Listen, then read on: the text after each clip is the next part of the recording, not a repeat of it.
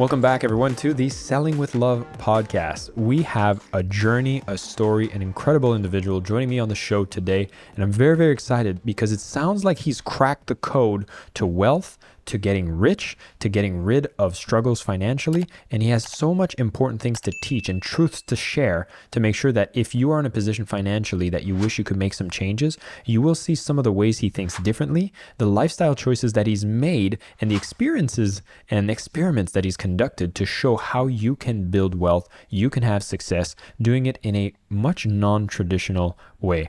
I have Adrian Brambila joining me. He's the founder of Brambila.com, Brambila Method, author of Start Thinking Rich, which has just launched a week ago from recording this podcast, and his 21 Harsh Truths to take you from broke to rich. The man has such an interesting story from living in a van, making $100,000 a month. He has a follower on social media, over 1.7 million people, and he truly is here to share people a different way of thinking and giving them the tools to really build side income and really change their financial position. The man's been featured on America's Got Talent, World of Dance, Gary Vee Show, NBC, and more, has a background in dancing just to spice things up a bit, and we're going to dive into that and so much more on the conversation today. Adrian, welcome to the show. Dude, thank you so much for having me. I want to go right into it. And the first thing is because I have so many people that are listening to this show, and we're on the Selling with Love podcast. A lot of people are trying to heal their relationship with sales. And one of the stereotypes or common ethos is that, oh yeah, people that are into business already know sales. They're the only ones that can be successful.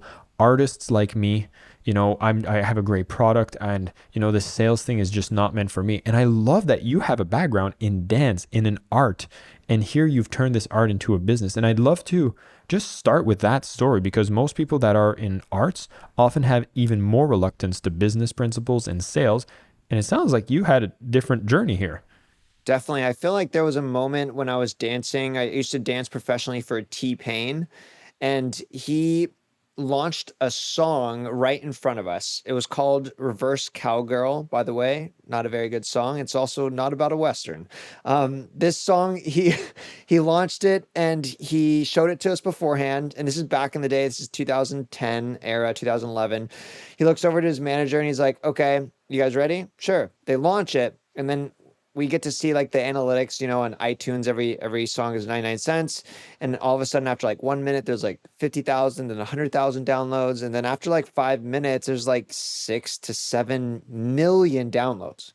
So I just watched him. I was like comprehending this, like, holy crap, he just made like $7 million in like 5 minutes.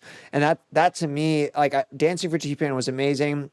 Traveling as a professional dancer was amazing, but it was that moment that of like how much money he made selling his art that really changed like my whole life. I feel like, because I watched something miraculous happen. And what's crazy is after T-Pain did that, he did not go into his office and pull up his laptop to continue working. Actually, I never, ever saw him do this. Instead, he got really drunk. And guess what time it is? It was like 10 a.m. And I used to watch this a lot, actually. Here was this person, very successful. He was only 5 years older than I was. He had a mansion, 30 pimped out vehicles. He was, and his work was making music and living his best life. So it was really kind of eradicating a lot of beliefs that I grew up with and that we're taught in school about like what success looks like, also what sales looks like. And like things like you have to work hard and you have to sacrifice to make a lot of money. These are things that I believe. And if you've probably heard this before, and I think they're still kind of true.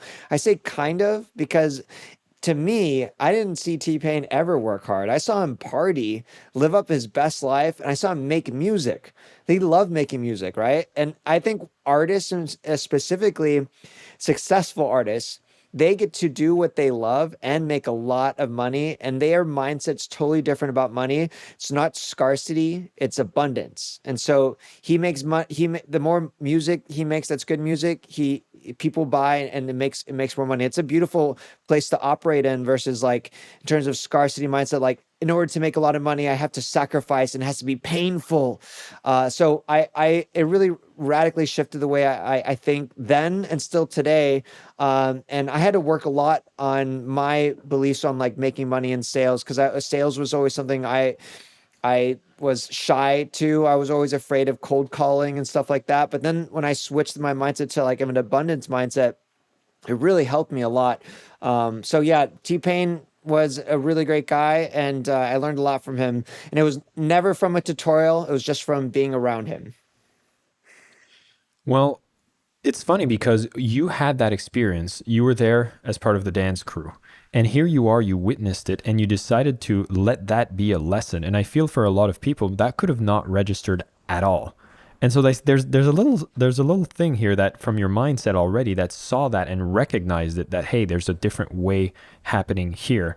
And what I find very interesting in the hip hop culture is that there's so much content that's actually about mindset. And a lot of hip hop is about positive mindset, which some people might not realize. And you've already alluded to it. And so I'd be curious to ask, when it comes to success, when it comes to wealth, how much do you think a proportion of that is attributed to mindset versus anything else?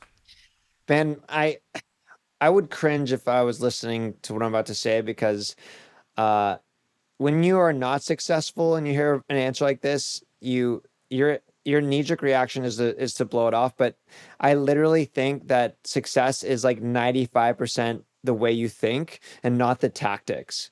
And I think in terms of like building wealth, I have an assumption right now. If you want to become financially free, I assume you already know the following. One, you need to make money. Two, you need to save more than you spend. And three, you need to invest that money for your future self, right? I think you've heard this before and you already know it. Then why is it that we complain about our current income and we don't seek other ways when they're easily a Google search away?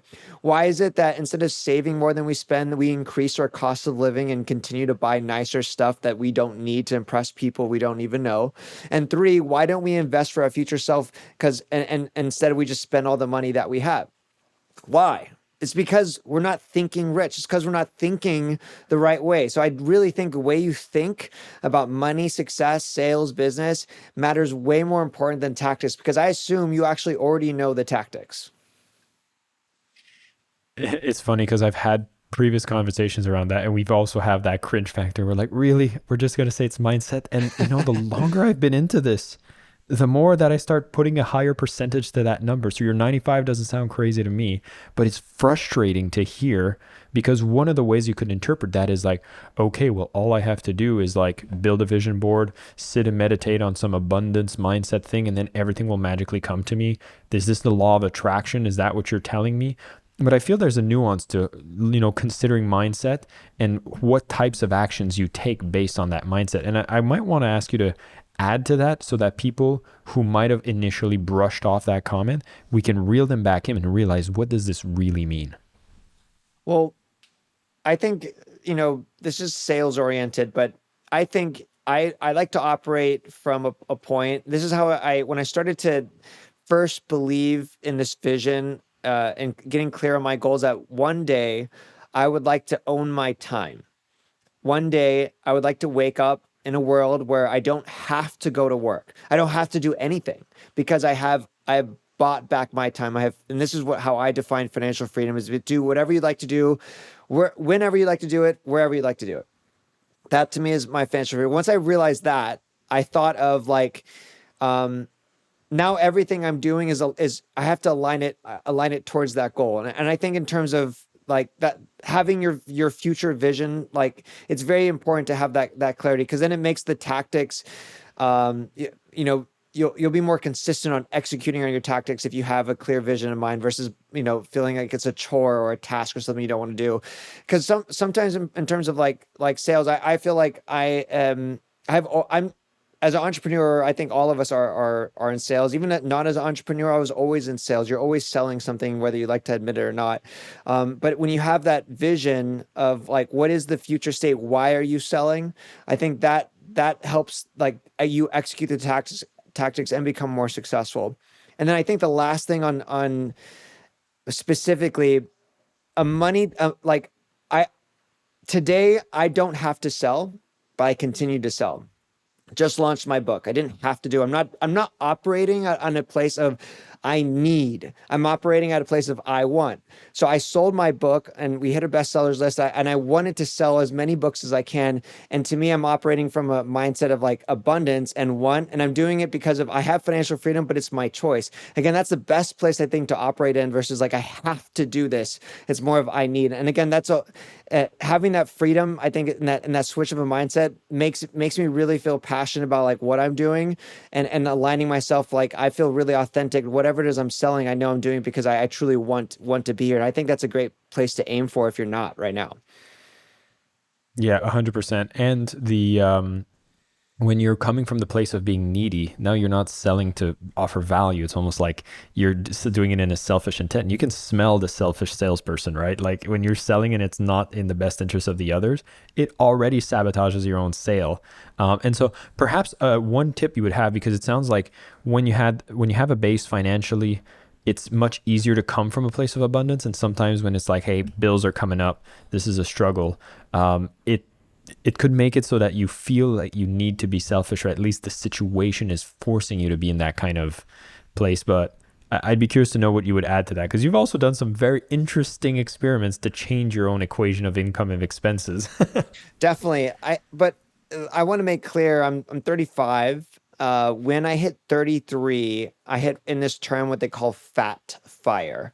That's it. FIRE is abbreviation for financial independence, retire early. And fat is, there's different like types of FIRE. It's like, for example, you could be financially independent right now. Just go live on the streets, right? Is that like you have no responsibilities? So fat FIRE is basically living your dream life, all your expenses, all the things you want, house, being able to travel, not having any limits, and then your money makes enough money that it pays for everything. So that's happening when I was 33. But so I wanted to say that because that I'm only 35 now. So I've only experienced this state of abundance, like true abundance, 2 years. So the majority of my career, since I started working, I didn't have this. I didn't operate from this standpoint. I operated out of need, but instead of need, I'll change the word. I operated at a place of desire. I had this desire that fueled everything I did. And I worked really crappy jobs. I worked in restaurants. I worked at a call center. I started on YouTube, posting videos for 2 years, trying to sell, teaching people how to dance the robot. And it took me 2 years to make 45 cents. So that, like, why does someone continue to go through the hurt and the grind? I think you need some type of fuel, and need, even though I did need the money because I was broke, I still didn't operate from that standpoint. I operated from desire. And I know I feel like some people like to paint a picture of their past like they were always this killer machine and everything they touched turned into gold. That was not me. It took me 5 years from like trying to teach people how to dance online to go full time, but I still operate at desire. And the only reason I can say this for sure is because I started journaling back in 2010. And in my journal entries, I don't operate, and I've never complained that I don't have enough.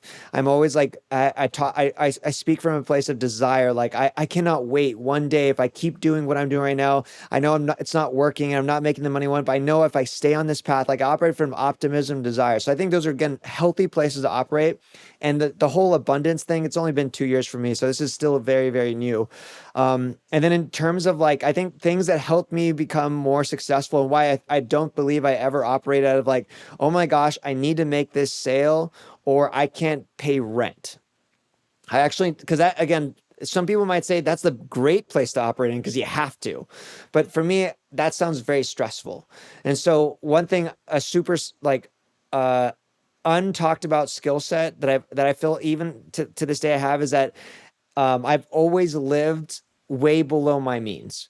And where I got really popular online, this is like now I'm already a multi-millionaire, and I actually lived in a van for a year with my wife as an extreme minimalist. And it's because I think and I actually don't know where you're originally from, but you live in Bali. And I think this is why I encourage Americans to travel and live elsewhere, because Americans and other people, they get really attached to their stuff, and like this idea that you are your stuff, almost your identity is wrapped into it. But as a minimalist, I feel like you believe the opposite, that the more stuff you own, it owns you. And like if you could live in a world with very low cost of living, then you can still operate from a place of abundance because you don't need to pay, your $2,000 car payment and your $8,000 mortgage. And now, you're extremely high cost of living where like you could actually live with a fraction of that. And then you can already operate from abundance because you're already making more than you need. I chose to live in a van when I was making 7 figures a year. Like it was a choice, not because I had to. So I think, once you detach yourself from like consumerism a little bit, I think it's a great sales advantage because then you can really focus on your craft. I love that you've done that experience. And, there's so much that I know you document about that journey on the socials as well. Because people are like, how the hell do you do it? And my living in a van, to me, I was like, yeah, I could do that. What really struck me and what you share there is that you only accessed Wi-Fi once a week. And I'd be curious to know, what did having that constraint liberate you to be able to do more? Oh, this was huge in terms of like my business. What's funny is that year in the van, I made around $1.7 million. And at that point, that was the most money I ever made. The year before that, I think I made around like 1.2. And so I actually learned that I was the bottleneck in my own business because I struggled with something we like to call do-it-yourself itis. It's like an inflammation disease that us people, successful people, entrepreneurs, salespeople, we always think that we need to do everything ourselves. And we think that because we think we're the best at everything we do. In reality, I would say I'm not the best at anything I do. And actually there's always someone that can do it better than I can do it. It's a new mindset that I have that I had to let go of because I remember I was almost in a panic before van life, months leading up to it, when I didn't have this, my business wasn't automated and streamlined, and was outsourcing because I was doing everything myself. I was like, one of the things I was specifically scared about is that I was running ads online, and these ads would go to sell someone on like a webinar. And the webinar was pre-recorded, but it would play like it was live. And I was just Mm. really nervous ads was something that was like very high maintenance. I would have to look in it not just once a day, but maybe dozens and dozens of times a day, checking how much I'm spending and making decisions. And so I was like worried that that I would leave to go to a mountain and then come back 7 days later to learn that I lost like $20,000 or $30,000. And I was like, what am I supposed to do? And then I like I had to think like, what is it that why do I think I'm so special at ads? And I started breaking down my systems. And honestly, if you're in a big business, this is not new news, but as an entrepreneur, we actually struggled to create like what the business world called SOPs, standard operating procedures. And I had never done this before, but it's basically a fancy way of saying a step-by-step process of how you do things. And this is important if you're in a 9 to 5 job or especially if you're an entrepreneur, but like, what is the process of how you do something successfully? You should write that down because actually just the practice of writing down the process is going to help you think about like staying focused and organized. Focus is a huge problem with today with how the distractions we have. So having that SOP, you should write a SOP of like how you made your last $100,000 or how you have had your best month. Like, what did you do differently? Like, now I feel like SOPs are like, again, that was new for me. So I created standard operating procedures on how I run my ads, and I was able to teach someone and give that. And then they basically took care of 90% of it. And then when I would finally get my Wi-Fi, in a panic, I would open up my laptop and see, oh my God, what's happening? Nothing actually bad ever happened. It was actually better because it was more organized, and then I could just make the couple decisions I needed to make. Oh, I'm again, what's funny? You share this and it's like, and I'm feeling my own guilt into places I haven't done my SOP, to be quite frank.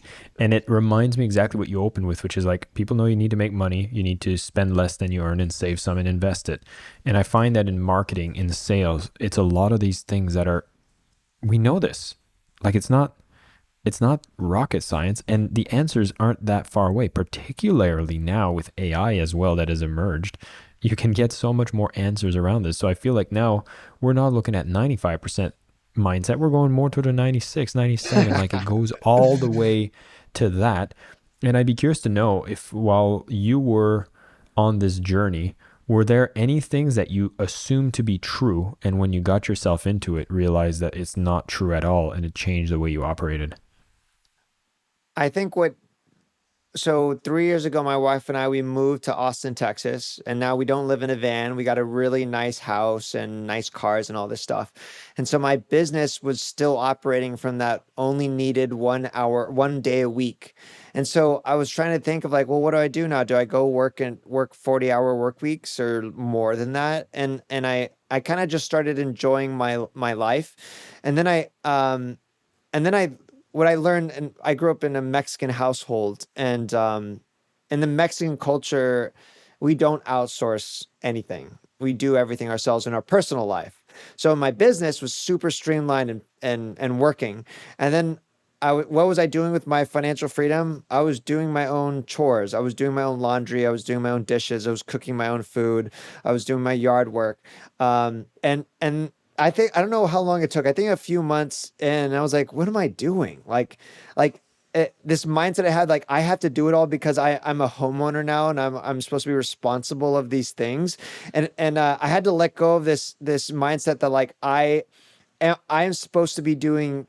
I'm supposed to be doing my own things because like taking care of how the house looks, because again, it's my house. So I feel like it was just like we inherit these beliefs on money from our parents, and even our parents. There's like generations of like a way of thinking that we get passed on. Another just really great example is like when I first bought my house, my dad, he bought me a weed whacker. And like this was like his sign as a gift, and I accepted this gift. But in my head, like I was thinking like, okay, yes, I have to take care of my yard now. And then so like after a few months, like what am I doing? I streamline my business, so like my financial freedom is doing chores.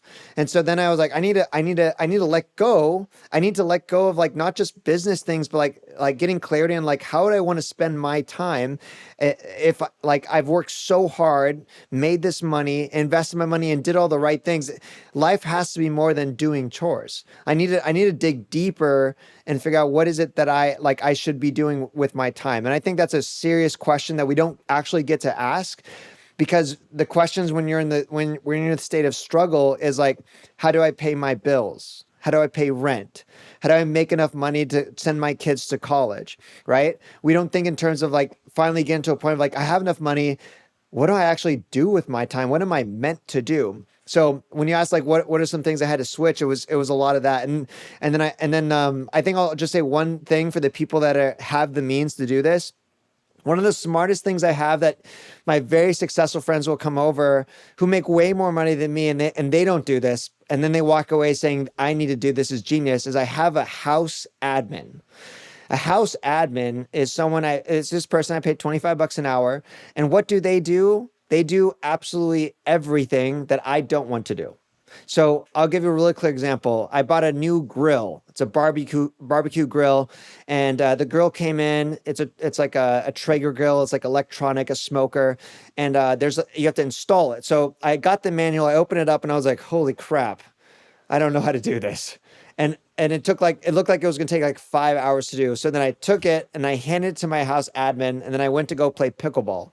And then by the time I got back from pickleball, I played like 3-4 hours. The grill was made. I told this story to my dad, and he's like, Adrian, you are not a man. Every man needs to form his own grill. But to me, like it's examples like that, like every day, like they go do these things that are more efficient. And I think of like when you look at the movies, really rich people, they don't even drive. They have their own driver. I'm not at that point yet, but I could see the value. If you lived in New York City to not drive, you could be in the backseat doing whatever you like to do. So I think just like owning your time and being really conscious of it, once you start getting to that place of abundance of like, how do you actually want to spend your time? What are you meant to do? Well, that's exactly where I wanted to take the conversation, which, by the way, everything you're sharing, I'm already taking notes because I think those things are not as inaccessible as people think. Like having a house admin, I'm assuming it's not even needing to be full time, but you can have somebody that can be part time that can do some stuff like that, depending on the complexity. But again, having those resources to give you more of that time, which begs the question, what do you do with that time? And I know you spoke about focusing on your craft and your arts, but I'd be curious to know, when you see somebody who's wanting to get on a path of success, what are the most important things should we be spending our time on that really creates the biggest difference?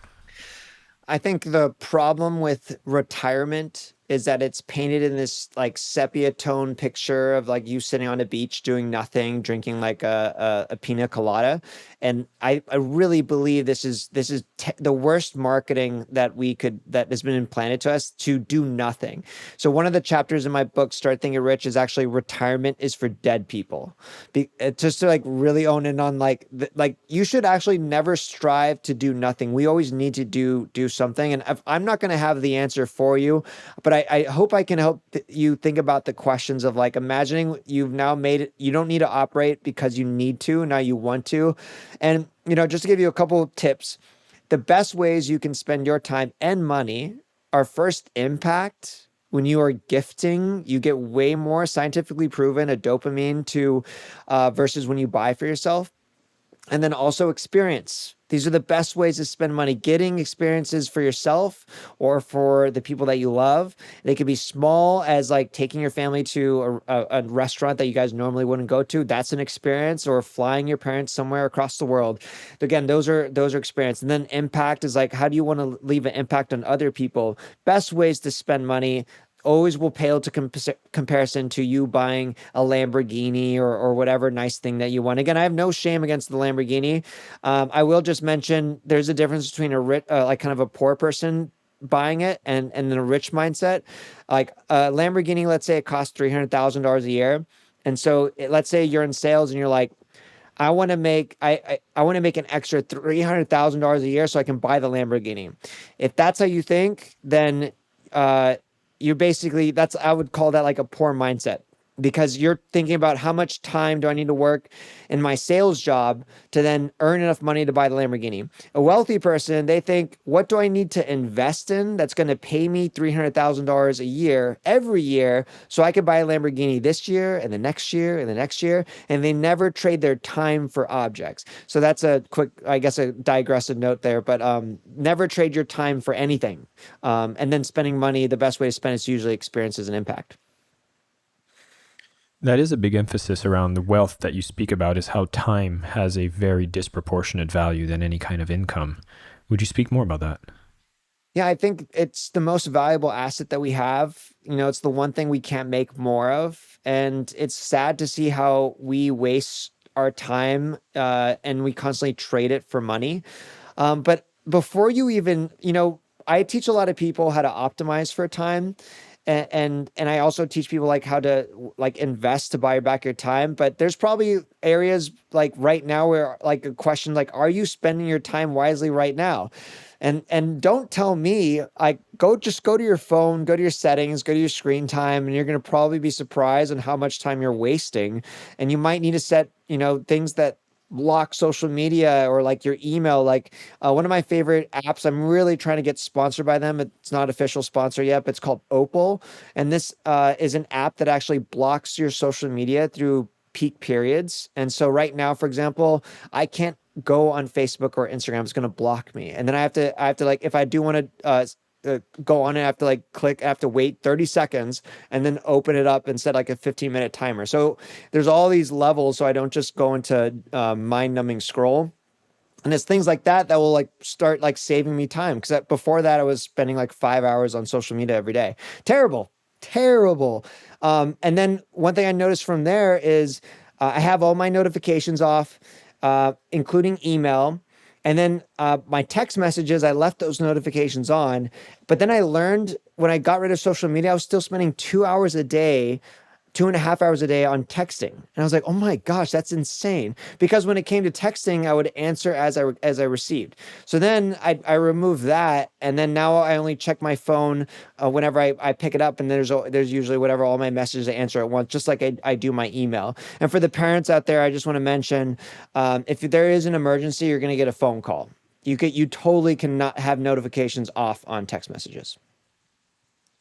That's where me and you are cut of the same cloth. My phone is completely silent from anything, and I've had that for 5 years.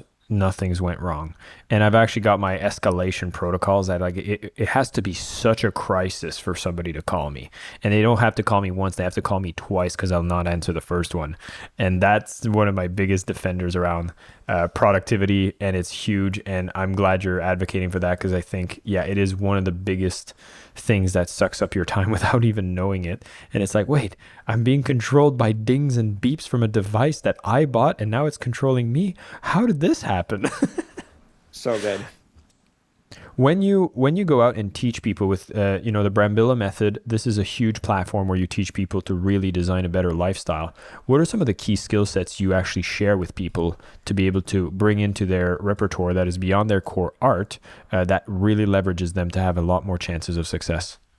That's my most popular masterclass. I've had 30,000 people take it. And the premise is how to make money online without spending money. Now, before you go there, I do want to mention, I actually do have a custom place for your audience to go.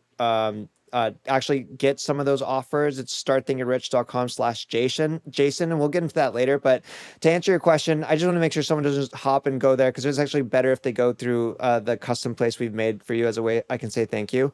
But I created it based off how I made my first $1 million online, and I operated from a place of scarcity, and one of those realms of scarcity was like, how do I make money without spending money?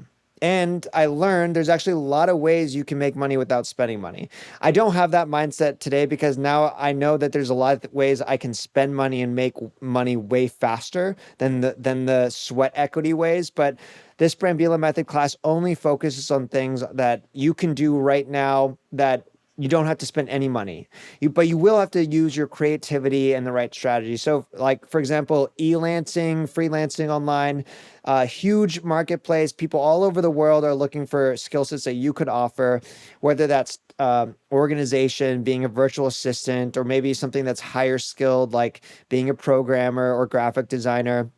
So things like that, also like creating content on social media, creating product reviews, affiliate marketing, blogging. These are all things that like, they don't actually cost money, but they do take a lot of time. So it's a beginner class. Mm. And this whole concept of making money online obviously is the big proponent that allows us to have a lot of freedom. How much of understanding of the technicalities of online business, marketing, all that stuff have you personally had to get involved in, particularly at the early phases, to help you get the success you have? Oh man, the early stages, dude, you got everyone here listening. Is so lucky. You guys are so lucky. It's so much easier to get an online business today than like what I had to do. Like back then I had to Wait, like what year was it? What year was it for you? Because I'll have a perspective because I've been in this industry for a long time too. 2010. Oh yeah, yeah, 2010, like I had to literally learn how to code, like to yeah. connect my website and build what I want to look like. Today you can click a couple buttons and have a whole website done. It's insane. So you guys, everyone here is so lucky to have tools like like you don't have to even write everything from scratch. You can use AI, and AI can write you really great like copy and stuff. It's not going to be perfect, but it's so much better. So tech is not used to be an excuse. Like people used to say, "Oh, I'm not tech friendly." Like you can't say that anymore. Like it to me, I think is one of the most ignorant things to say, because like the tech is so good, it works for you. You Hmm. just have completely ignored technology. Just say that. Like, oh, when it comes to tech, I'm choosing to ignore it. Don't say you're not tech friendly, because tech friendly, like I got grandmas who take my class and make money. I got senior citizens, like people who are 68 that have taken it. And again, the tech is so easy today. So you guys have it. You guys have it. Anyone that hasn't started, today would be the best time for you to get started. And I think also, to make it relevant to your audience's sales, one of the most successful ways to sell online is to do a webinar. So like, instead of the same sales presentation you would do in person, to do that online and hosting, like trying to get people there like on a Zoom meeting and going over your slide deck, it is the highest converting sales method online that works so good. And if you're already learning how to sell, you combine that with that medium, whatever you sell, you're going to crush it. 100%. We've had guests here to come and teach us that and reinforce that they're not dead. It's the most effective leverage time you can have instead of having all these one-on-one conversations. Adrian, I feel like there's so much more we could dive into. For a fact, I want to make sure to drive people towards Start Thinking Rich, 21 harsh truths that take you from broke to rich.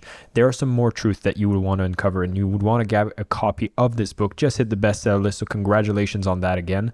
It's been an absolute pleasure having a conversation, but I have to ask one question before I let you go, which is, what does selling with love mean to you? I think selling with love is when you feel like you're operating at a place of want.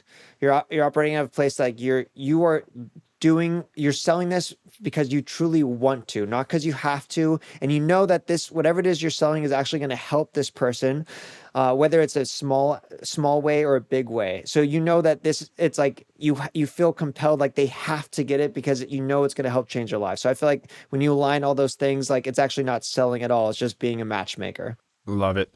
So we have the book for people to pick up. Thank you so much. We also have a link you mentioned that you were going to give a gift. So what would be that link and how can people access that resource?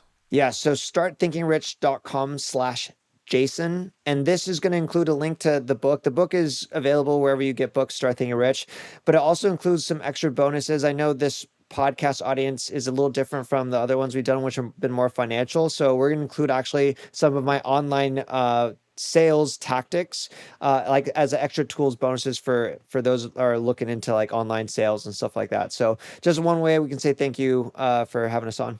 Adrian, it's been an absolute pleasure having you on. I love the chat. I love what you've designed, the movement you've done. Key things here that I've picked up. The number one for sure is that there's a big difference between feeling that you need to do something versus desire. Like when you said that, that's the thing that really stuck with me from this conversation. For anyone who's feeling that, hey, I don't have enough to think abundantly, it's like, no, but what do you desire will bring you so much better mindset than, oh, I need to do this. And I think that's something that can be applicable at every financial stage that somebody is. And honestly, there's just so much opportunity that exists today. It's so much easier than ever. The tools are simple. You can write using AI. And so I guess it just focuses on what is your art? What is your craft? And I think getting clear on that, giving you the right mindset already puts you in the right path so you can stop being broke and start working on what actually brings you wealth, abundance, and more. Adrian, once again, thank you so much for coming on the show. This was an absolute pleasure. Thanks for having me. It was a blast. Thank you so much for listening to the Selling with Love podcast. We have some previous episodes you can tune into right here. And if you prefer the short form content where you get to the point in under 10 minutes, we do have a ton of clips from our best episodes that are being shared on this channel as well. So pick which one supports you the most. And of course, thank you for liking, subscribing, and of course, selling with love.